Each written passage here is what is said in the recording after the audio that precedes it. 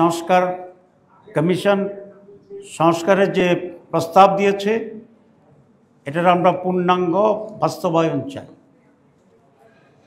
এটা বাস্তবায়নের লক্ষ্যে গণভোট করার জন্য যে প্রস্তাব দেওয়া হয়েছে, দুইটি প্রস্তাব, একটি জাতীয় নির্বাচনের আগে গণভোট, আর একটি জাতীয় নির্বাচনের দিন একসাথে গণভোট।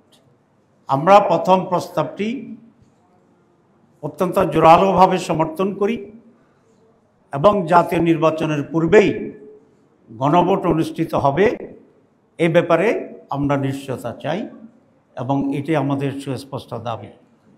জুলাই চার্টারের পূর্ণ বাস্তবায়ন চাই আইনগত ভিত্তির মাধ্যমে এবং যে সুপারিশ করা হয়েছে একটা আদেশের মাধ্যমে, সে আদেশের মাধ্যমে। আমরা জাতীয় নির্বাচনের আগে গণভোট চাই, গণভোটের রায়ের ভিত্তিতে ফেব্রুয়ারিতে নির্বাচন চাই। এটা খুব পরিষ্কার। যে সংস্কারের যে চার্টার তৈরি হয়েছে এবং যেটা সাবমিশন হয়েছে সেটার উপরে গণভোট, এটা হচ্ছে একটা ভিন্ন সাবজেক্ট। আর জাতীয় নির্বাচন হচ্ছে একটা আলাদা একেবারে ভিন্ন সাবজেক্ট। জনপ্রতিনিধি ঠিক করা, রাষ্ট্র গঠন কারা পরিচালনা সেটা করা। একটা রাষ্ট্র পরিচালনার জাতীয় নির্বাচন, আরেকটা হচ্ছে একটা সাধারণ রিফর্মস তো সবসময় হইতে পারে। তো দুইটাকে একসাথ করে দিয়ে এক ধরনের জগাখিচুড়ি তৈরি করাটা আগামী নির্বাচনের স্বচ্ছতার প্রশ্নটাকে কিন্তু সামনে নিয়ে আসে।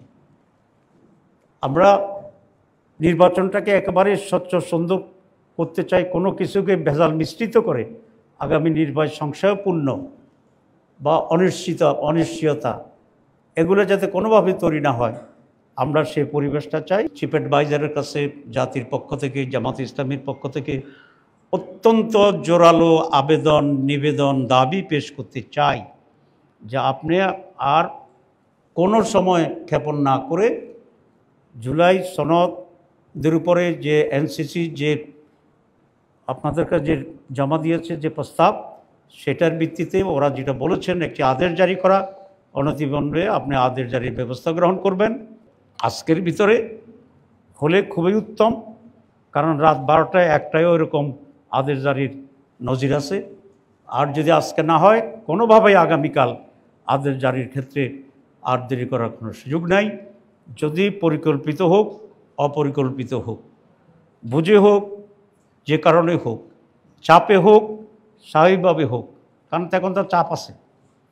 যদি আপনি এটা ডিলে করেন এবং এটা ডিলে করার কারণে আগে গণভোট করার সময় যদি সংকুচিত হতে থাকে, জাতীয় নির্বাচনে যেটাকে এফেক্ট করবে এবং এরকম পরিস্থিতির জন্যে এই সরকারকে এবং যারা মাঠ গোলাটে করে একটা পরিস্থিতি তৈরি করছেন তাদেরকে এটার জন্য জাতির কাছে দায়ী থাকতে হবে।